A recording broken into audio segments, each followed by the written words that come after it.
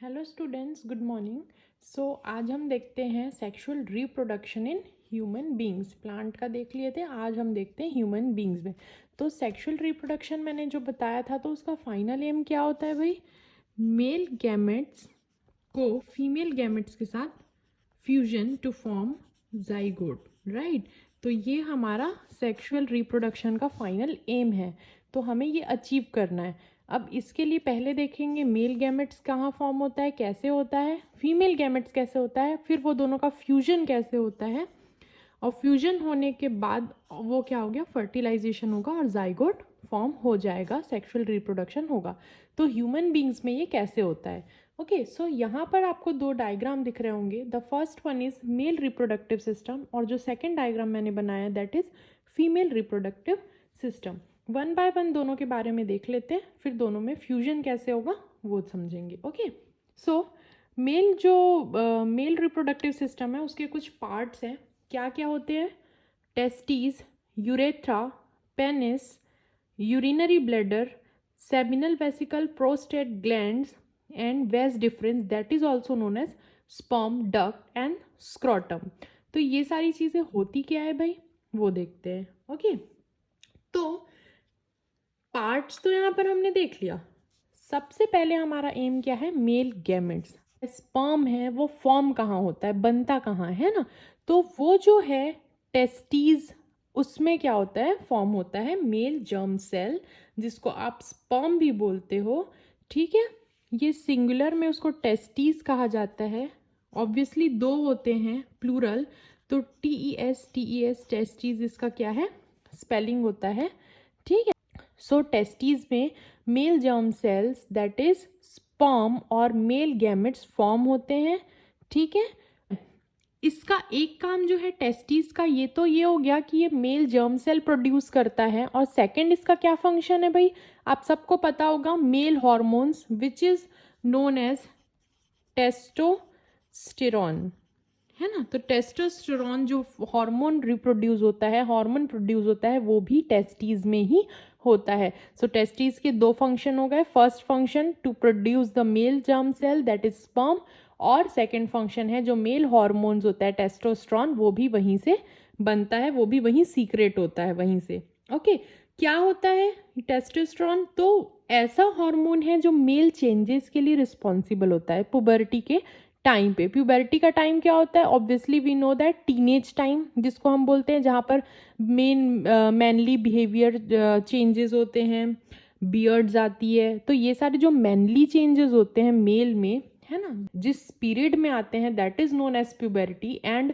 उस टाइम पर जो चेंजेस है that is because of the hormone secreted by testes which is known as testosterone. Okay students, उसके बाद क्या होता है, जो ये टेस्टीज है वो एक स्किन में एक बैग है, स्किनी बैग होता है, जिसके अंदर ये पैक्ड होता है, जिस स्किनी बैग को हम क्या कहते हैं, स्क्रोटम। तो ये एक चीज आपको क्लियर हो गई।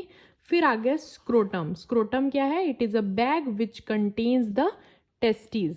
ठीक है, अच्छा, अब इसका एक क्वेश्चन होता है, टेस्टीज बॉडी के अंदर क्यों नहीं प्रेजेंट होती, क्यों नहीं लोकेटेड है, ये बॉडी के बाहर क्यों है हमारी बॉडी के? तो जो हमारी बॉडी का नॉर्मल टेम्परेचर है that is 36 to 37 degree, right.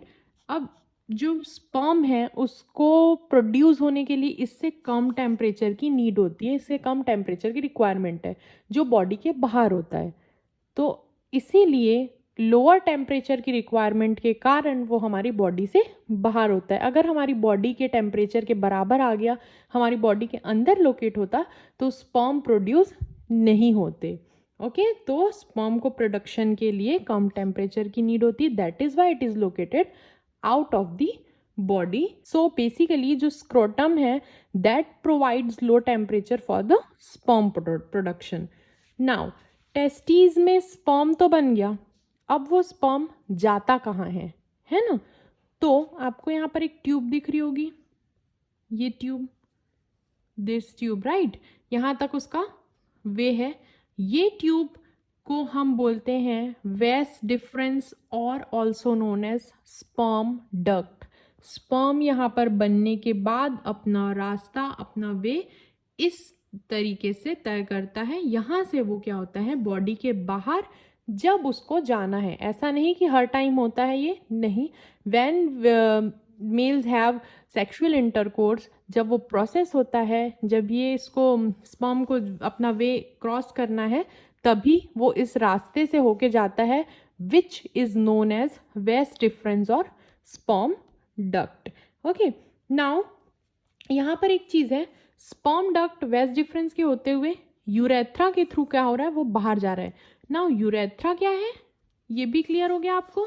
Urethra is the common tube. यहाँ पर आपको एक दिख रहा होगा यूरिनरी ब्लैडर।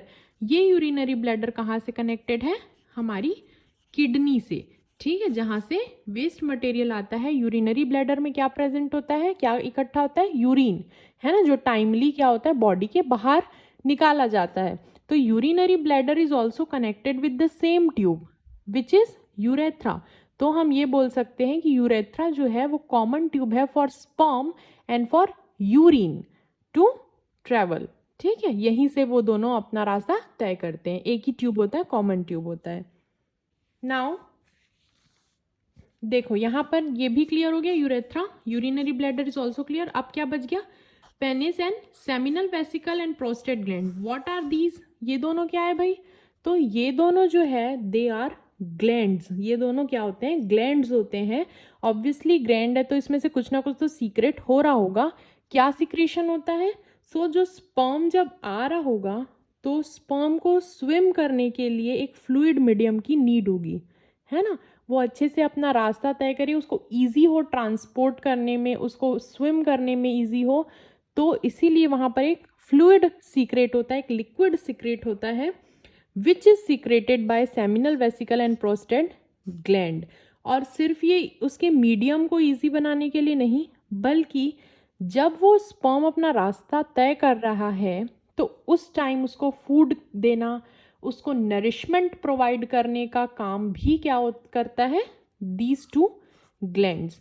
अब जो फ्लूइड सेमिनल वेसिकल से सीक्रेट हो रहा है, which that is known as, क्योंकि ये सेमिनल वेसिकल से है, that is why that fluid is known as semen, है ना, आपको सबको ये पता होगा। तो मेल रिप्रोडक्टिव सिस्टम में उसके बाद एक आपको पार्ट दिख रहा है, पेनिस, है ना। ये जो पार्ट है मेल्स में, यही फीमेल रिप्रोडक्टिव सिस्टम में फीमेल्स के अंदर इंसर्ट होता है और यही हेल्प करता है स्पर्म डिलीवरी के लिए। स्पर्म को डिलीवर कौन करता है फीमेल की बॉडी में, this part. So this part is known as penis and it is called as male reproductive organ. ये क्या है, मेल रिप्रोडक्टिव ऑर्गन है। तो बेसिकली मेल रिप्रोडक्टिव सिस्टम में यही है, दो मेन पार्ट्स होते हैं, टेस्टिस जहां स्पर्म प्रोड्यूस होता है, और एक पेनिस जिसके थ्रू वो फीमेल की बॉडी में डिलीवर किया जाता है। एक क्विक रिवाइज करते हैं। सो ये टेस्टिस होते हैं मेल में, है ना, जो एक बैग में पैक होता है, स्क्रोटम, टेस्टिस में ही मेल जर्म सेल या फिर स्पर्म प्रोड्यूस होता है। वो स्पर्म प्रोड्यूस होने के बाद वेस्ट डिफरेंस स्पर्म डक्ट के थ्रू होते हुए यूरेथ्रा के थ्रू पेनिस से डिलीवर किया जाता है, वो अपना रास्ता तय करता है। बीच में यूरिनरी ग्लैडर भी है जहां से टाइमली यूरिन भी पास होता है। So urethra is the common tube. दो ग्लैंड्स हैं, ये दोनों ग्लैंड क्या काम करते हैं, जब स्पर्म इस वे से आ रहा होता है तो उसको एक फ्लूइड मीडियम प्रोवाइड करते हैं टू स्विम और बेटर ट्रांसपोर्टेशन, एंड साथ में उसको नरिशमेंट एंड फूड की रिक्वायरमेंट होती है जो इनके द्वारा पूरा किया जाता है। So this is basically mail reproductive system. अब इसके बाद हम समझ लेते हैं फीमेल रिप्रोडक्टिव सिस्टम क्या होता है। फ्यूजन के पहले इसको भी समझ लेते हैं, है ना। तो जैसे वहां पर टेस्टिस होता है जो मेल जर्म सेल प्रोड्यूस करता है, वैसे यहाँ पर होते हैं ओवरी। ये दिख रहा है आपको दोनों साइड, एक लेफ्ट साइड होता है एक राइट साइड होते हैं, दो ओवरीज होते हैं जो क्या कंटेन करके रखते हैं, फीमेल गैमेट्स कंटेन करके रखते हैं। ओके, तो बेसिकली जैसे यहाँ testis male germ cell produce करते हैं, वैसी ovaries female germ cell produce करती है, which is also known as ovum और एग सेल भी बोला जाता है उसको, ठीक है। उसके बाद जैसे कि टेस्टिस मेल हार्मोन सीक्रेट करता है, जो ये है ovary that secretes female hormone which is known as oestrogen and progesterone, ये 2 टाइप की हॉर्मोन्स है जो ओवरी सिक्रेट करता है, ठीक है। This hormones are also responsible for female changes, जो प्यूबर्टी के टाइम पर फीमेल्स में जो चेंजेस होते हैं उसके लिए ये हॉर्मोन्स रिस्पॉन्सिबल होते हैं, जैसे कि टेस्टोस्टेरोन मेल चेंजेस के लिए रिस्पॉन्सिबल था, है ना। मैंने आपको प्यूबर्टी का टाइम बता दिया है, क्या होता है 11 to 10 ईयर्स के बाद जो टाइम पीरियड स्टार्ट होता है जब फीमेल और मेल में डिफरेंट चेंजेस होने लगते हैं, तब उस टाइम पीरियड को हम बोलते हैं प्यूबर्टी का टाइम। उसके पहले बचपन से लेकर ऑलमोस्ट 10 to 11 ईयर्स तक मेल्स फीमेल सभी बच्चों में सिमिलर ग्रोथ होता है, सिमिलर बॉडी का ग्रोथ होगा। फिर प्यूबर्टी के टाइम जैसा ही स्टार्ट होगा डिफरेंट चेंजेस आने लगते हैं बिकॉज ऑफ दीज हॉर्मोन्स, ठीक है। तो वैसे ये भी हो गया। अब जैसे वहाँ पेनिस है मेल रिप्रोडक्टिव ऑर्गन, यहाँ पर होता है vagina. Vagina is the female reproductive organ in female body, ठीक है। अब होता क्या है, जो मेल रिप्रोडक्टिव ऑर्गन है पेनिस और जो फीमेल रिप्रोडक्टिव ऑर्गन है वजाइना, ये दोनों के कांटेक्ट होगा और पेनिस वजाइना के अंदर क्या करता है, स्पर्म डिलीवर करता है, ठीक है। उसके अलावा यहाँ पर आपको दिख रहा है यूट्रस, ओके, एक और एंट्रेंस जिसका नाम क्या है, सर्विक्स बोला जाता है इसको। और यहाँ पर जो 2 ट्यूब दिख रहे हैं they are known as oviduct या फिर फेलोपियन ट्यूब कहा जाता है। जैसे यहाँ पर स्पर्म डक्ट होता है वैसे यहाँ पर ओविडक्ट होता है, ठीक है। अच्छा, अब मैंने बताया कि पेनिस और वजाइना का जब कांटेक्ट होता है, जब ये इसके अंदर इंसर्ट होता है और अपना क्या करता है, स्पर्म डिलीवर करता है, तो जो स्पर्म है वो at the time of meeting या जो प्रोसेस होता है सेक्सुअल इंटरकोर्स होता है मेल और फीमेल के बीच, उसी टाइम पर ही जो स्पर्म है मेल में वो उसी टाइम प्रोड्यूस होता है, एकदम फ्रेश प्रोड्यूस होता है और मिलियंस ऑफ स्पर्म एक साथ क्या होते हैं, प्रोड्यूस होते हैं, ठीक है। वो क्यों होते हैं मिलियंस ऑफ स्पर्म, आगे समझ आ जाएगा। उसमें से जो हेल्दीएस्ट स्पर्म होता है वो ही फर्टिलाइजेशन करता है, बाकी सारे डैमेज हो जाते हैं, बाकी सारे रिटर्न हो जाते हैं, कोई मतलब के नहीं होते। तो ओवरी में जो ओवम होता है, एग सेल होता है, ये फीमेल्स में बाय बर्थ होता है। जैसे स्पर्म फ्रेशली प्रिपेयर होता है मेल की बॉडी में at the time of sexual intercourse, females में क्या होता है, जो एग है वो बाय बर्थ होते हैं, काफ़ी सारे होते हैं, वो इमैच्योर एग के फॉर्म में होते हैं, मैच्योर नहीं हुए रहते। वो क्या होते हैं, ये जो एग हैं, यहाँ पर जो एग हैं वो हर मंथ या हर 28 डेज में 1 by 1 मैच्योर होते हैं। 1 by 1 मीन्स अगर 1 महीने में यहाँ का एग मैच्योर होगा, अगले मंथ में इधर का एग मैच्योर होगा, फिर 28 डेज में ये एग मैच्योर होगा। तो ये इनका जो टाइम ड्यूरेशन है, टाइम पीरियड है, दैट इज ऑफ 28 डेज और ये ऑल्टरनेट होते हैं, ओके स्टूडेंट्स। नाउ एग जो मैच्योर हो रहा है उस प्रोसेस को हम कहते हैं ओव्यूलेशन। अब देखते हैं जब जो पेनिस है सेक्सुअल इंटरकोर्स के टाइम पे जब वेजाइना के अंदर स्पर्म डिलीवर करेगा, तो सपोज यहाँ पर का जो एग है वो क्या हुआ, मैच्योर हुआ। जो 1 by 1 होता है, 1 महीने में यहाँ पर का एग मैच्योर होगा तो अगले मंथ में इस साइड का एग मैच्योर होगा, ऑल्टरनेट चलता है ना। और एक टाइम में केवल एक ही एग मैच्योर होता है। जैसे स्पर्म मिलियंस ऑफ स्पर्म बनते हैं वैसा यहाँ नहीं होता। यहाँ जो एग है फीमेल्स में वो एक टाइम पे एक ही एग मैच्योर हो पाता है। तो सपोज जो स्पर्म है वो अपना वे तय कर रहा है, अब उसको तो पता नहीं किधर का एग मैच्योर है, वो तो दोनों साइड के ओविडक्ट से क्या होगा, ओवरीज में एंटर करेगा, इधर भी इधर भी। अब यहाँ पर का एग क्योंकि मैच्योर नहीं हुआ है तो यहाँ पर फर्टिलाइजेशन हो ही नहीं सकता, यहाँ पर कुछ प्रोसेस नहीं होगा, यहाँ के सारे स्पर्म क्या हो जाएंगे, डैमेज हो जाएंगे। लेकिन इधर जो स्पर्म जा रहा है वो होगा, स्पर्म गया यहाँ पर एक एग क्या हो गया है, मैच्योर हो गया है, फर्टिलाइजेशन के लिए रेडी हो गया है। यहाँ पर जो एग्स आ रहे हैं, जो सबसे एक्साइटेड होगा, सबसे हेल्दीएस्ट स्पर्म होगा, वो यहाँ पहले पहुँचेगा। आप सबको पता है ना, रेस होता है जो आपने देखा होगा मूवी में, 3 इडियट्स में दिखाया है, साथ ही साथ मैंने प्लांट्स में भी बताया है। तो जो स्पर्म सबसे पहले पहुँचेगा वो इस एग को फर्टिलाइज करेगा और ओवम और स्पर्म मिलके क्या बनाएंगे, जाइगोट बनाएंगे। यहाँ पर हो गया fusion of male gametes with female gametes to form a zygote. और यही जाइगोट, तो basically this kind of process happens in humans, sexual reproduction ऐसा होता है ना, फ्यूजन ऐसा होता है। उसके बाद क्या होता है भाई, तो ये जाइगोट जो है वो सेल डिवीजन करते हैं, मल्टीप्लाई होते हैं और फॉर्म होके सेल्स क्या बनाते हैं, टिश्यू बनाते हैं। And that group of tissue is called as embryo. उसको क्या बोला जाता है, that is known as embryo. अब ये एम्ब्रियो, ये सारा प्रोसेस यही नहीं हो रहा है, क्या होता है, ये एम्ब्रियो जो है वो वापस इसी रास्ते से क्या होता है, रिटर्न होता है। और रिटर्न होने के बाद इस वॉल पे, ये आपको जो लाइन दिख रही है, इस वॉल पे क्या होगा, वो अटैच हो जाता है। और इस प्रोसेस को हम क्या कहते हैं, this process is known as implantation. This process is known as implantation. अब इस वॉल के बारे में भी थोड़ा जान लेते हैं भाई क्या होता है।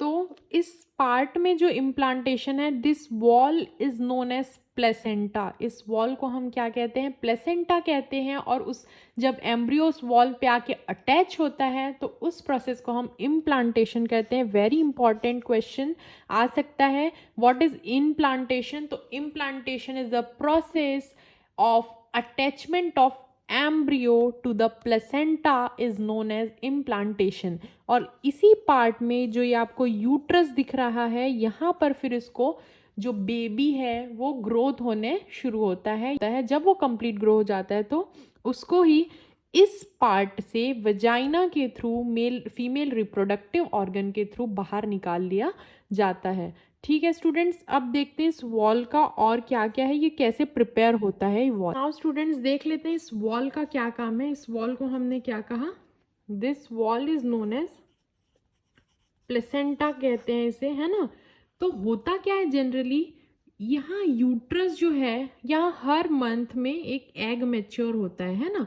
सपोज यहाँ पर एक एग मैच्योर हो रहा है इन 28 डेज। उस टाइम पीरियड में जो यूट्रस है वो फर्टिलाइजेशन के बाद एम्ब्रियो के लिए क्या करता है, अगर फर्टिलाइजेशन हो रहा है तो वो प्लेसेंटा के वॉल्स में ब्लड वेसल्स प्रिपेयर करता है, बनाना स्टार्ट करता है यहाँ पर।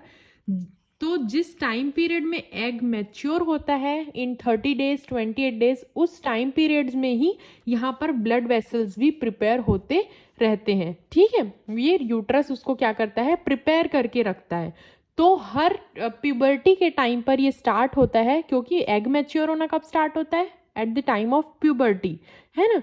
तो उसी टाइम पर ये प्रोसेस भी स्टार्ट होता है।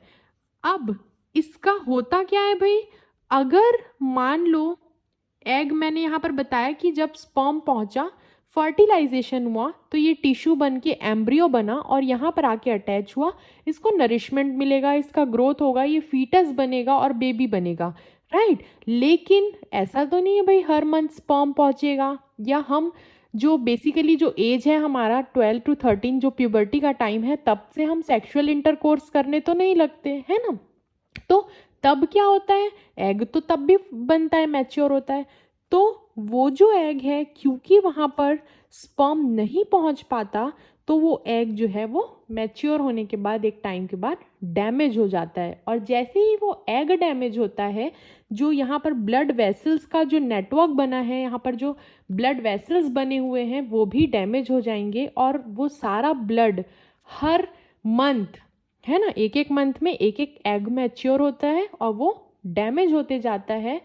तो वो क्या होता है, हर मंथ वेजाइनल ओपनिंग के थ्रू यहाँ से ही ये वॉल्स के ब्लड सेल्स जो है, ब्लड वेसल जो है, डैमेज होके ब्लड निकलना स्टार्ट होता है। एवरी मंथ ब्लड का डिस्चार्ज होता है, which is known as menstrual cycle, और मेंस्ट्रुएशन भी बोला जाता है इस प्रोसेस को।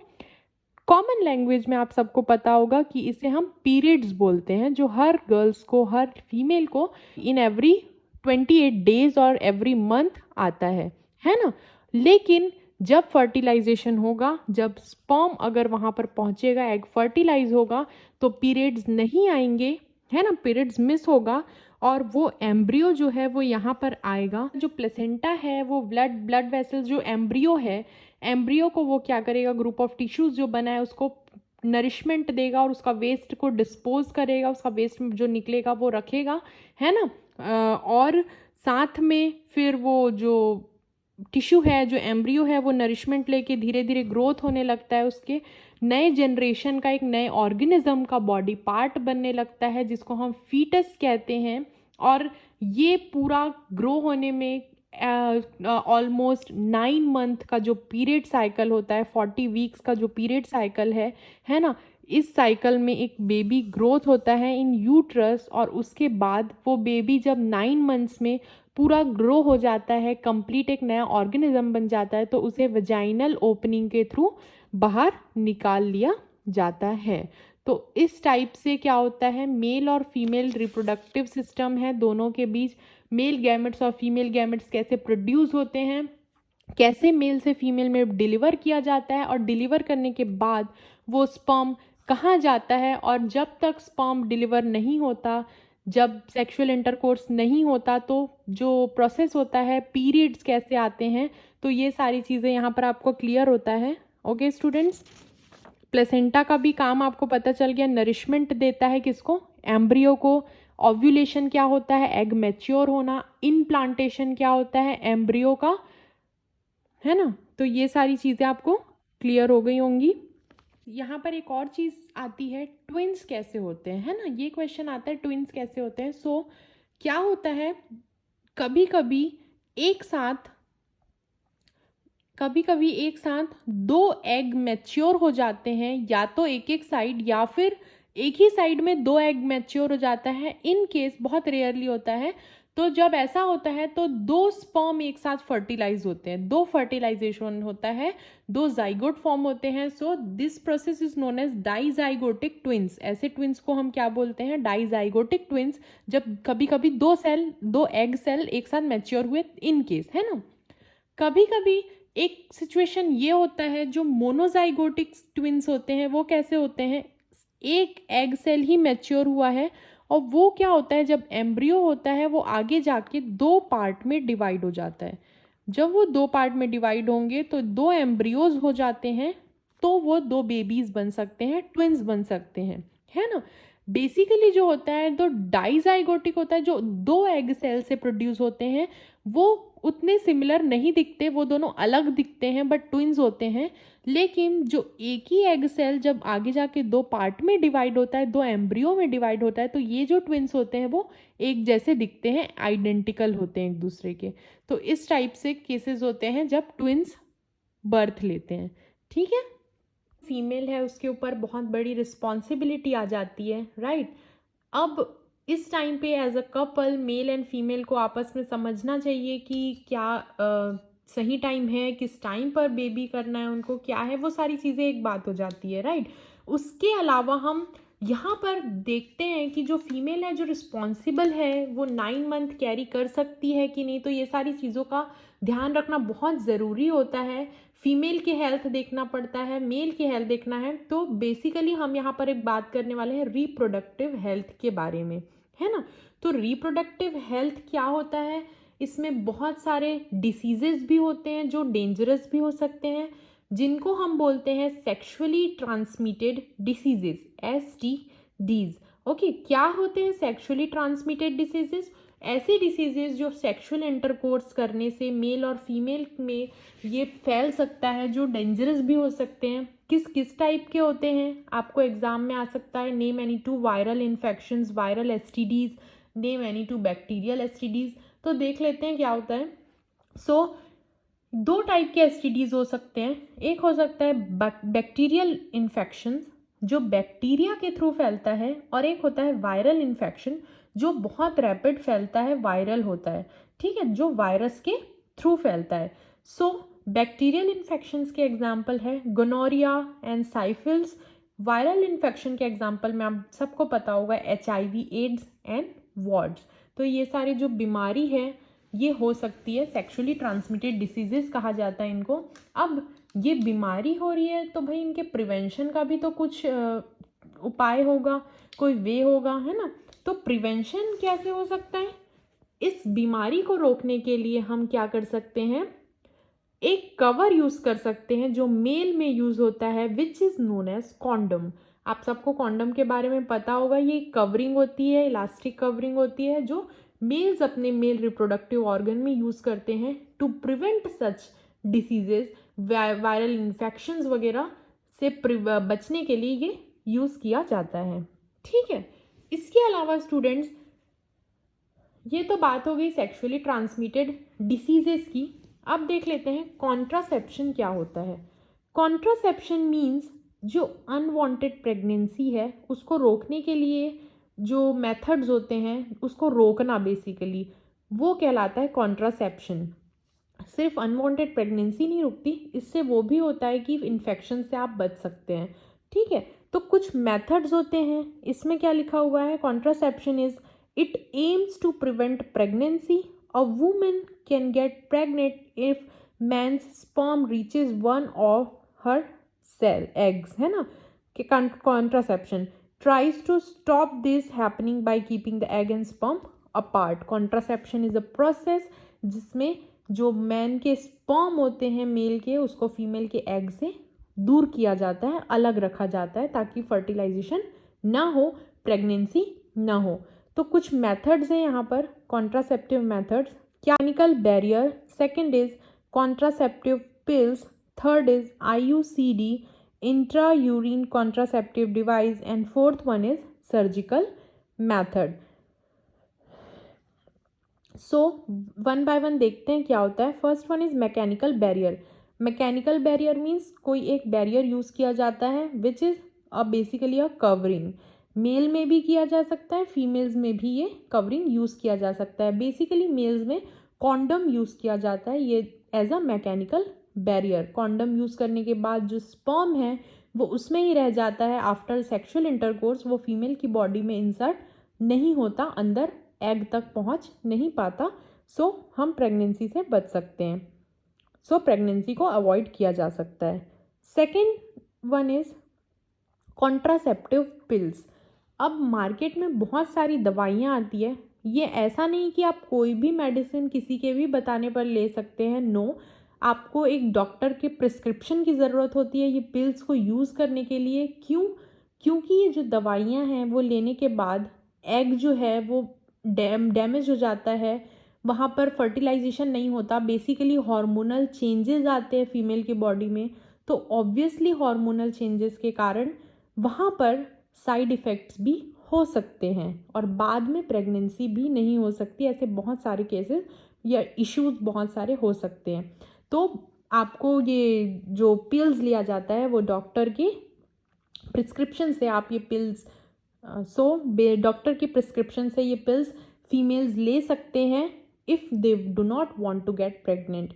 ओके, अच्छा स्टूडेंट्स, यहाँ पर हम अनवांटेड प्रेगनेंसी की बात कर रहे हैं। बेसिकली ये ज़रूरी नहीं कि जो मैरिज के पहले जो मैरिज के पहले प्रेगनेंसी होती है that is only unwanted pregnancy, but also if शादी हुई है ना, जो कपल है, मैरिड कपल, उनको 1 और 2 ईयर्स 3 ईयर्स तक बेबी नहीं चाहिए, है ना, but they want to have sexual intercourse, they want to have sex, तो आप जो कपल्स है वो ये सारे कॉन्ट्रासेप्टिव मेथड्स अनवांटेड प्रेगनेंसी के लिए कर सकते हैं। या इन केस अभी एक बेबी हुआ है, उसके नेक्स्ट 1 और 2 मंथ में जो फीमेल है वो प्रेग्नेंट हो जाती है but she doesn't want a baby, उसका बॉडी प्रिपेयर नहीं है उसके लिए, तो वो ये मेथड्स यूज़ कर सकती है। सो बहुत सारे टाइप की अनवांटेड प्रेगनेंसीज होती है। ओके, सो कॉन्ट्रासेप्टिव पिल्स भी क्लियर हो गए, जो मेडिसिन हो गई। Now IUCD, what is IUCD? It is intra urine contraceptive device. तो कॉन्ट्रासेप्टिव डिवाइस मीन्स ऐसे डिवाइसेस यूज़ किए जाते हैं जिससे प्रेगनेंसी प्रिवेंट की जा सकती है, जिससे स्पर्म और एग को मिलने से रोका जा सकता है। तो बेसिकली ये एक लूप होता है ना, लूप होता है या फिर कॉपर टी होता है। कॉपर टी एक टी शेप में होता है, मैं इसका इमेज इंसर्ट कर दूंगी। ये जो है फीमेल्स में वजाइनल पार्ट में इंसर्ट किया जाता है बाय दी डॉक्टर्स, है ना। इसके भी साइड इफ़ेक्ट्स होते हैं क्योंकि यूट्रस में इरिटेशन हो सकता है जो साइड इफ़ेक्ट कर सकता है। तो ये भी एक वे है। Fourth and last method is surgical method. इस मेथड में बेसिकली ये परमानेंट सोल्यूशन होता है टू प्रिवेंट प्रेगनेंसीज। ये बेसिकली कब यूज़ किया जाता है? व्हेन यू वांट 2 और 3 चिल्ड्रंस, उसके बाद आपको बेबी नहीं चाहिए, तब ये मेथड यूज़ किया जाता है, सर्जिकल मेथड। सर्जरी होती है ना। इसमें आइदर मेल और फीमेल सर्जरी होती है। मेल्स में क्या होता है, जो वेज डिफरेंस है, जो स्पर्म डक्ट मैंने आपको बताया, उसको ब्लॉक किया जाता है। अब वो ब्लॉक करने से जो स्पर्म है वो फीमेल की बॉडी में एंटर नहीं कर सकती। जो स्पर्म फॉर्म होता है वो मेल्स में ही बॉडी में वापस रीएब्जॉर्ब कर दिया जाता है, डैमेज हो जाता है, ठीक है। और जो फीमेल्स में है उसमें फैलोपियन ट्यूब होता है, जो ओविडक्ट होता है, जो ओवरी को जाता है, उस डक्ट को सर्जरी के थ्रू बंद कर दिया जाता है, ब्लॉक कर दिया जाता है। तो उससे क्या होता है, जो फीमेल्स में स्पर्म है जो एंटर कर रहा है वो एग तक नहीं पहुंच पाता, ओवरी में नहीं पहुंच पाता, फर्टिलाइजेशन नहीं होगा, प्रेगनेंसी भी अवॉइड हो जाएगी, प्रेगनेंसी नहीं होती।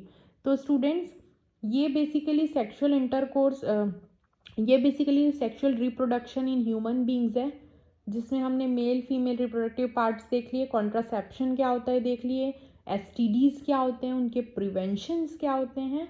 आपको इतना ही अभी पढ़ना है, ठीक है। आपके टेस्ट में इतना आने वाला है। आप ही अच्छे से पढ़ेंगे, नोट्स बनाएंगे, डायग्राम की प्रैक्टिस अच्छे से करेंगे एंड रिविजन स्टार्ट कर देंगे। Okay students.